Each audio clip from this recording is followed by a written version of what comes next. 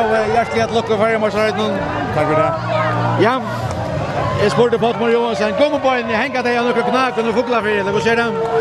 Ja, jag har alltid gått på en kom på att det sen för. Ja, det var rättliga samförande. Det var öliga tändrar det alltså. Katta munnen och så distans och Adelino som har varit liksom som är ba.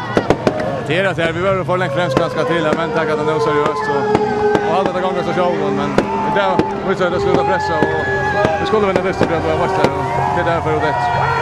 Kai James och spekla centra Fróða och skora 2 mål. Det får inte nerver att ta gör så. Ja, jag alltid inte vet att så spelar Karande väl och ja, då får så 2 mål ja. Där får jag snägga vi.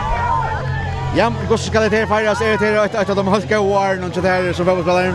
Ja, jag var det kommer de blir framåt så är det alltid otroligt suttet så det är suttet det där, så är suttet.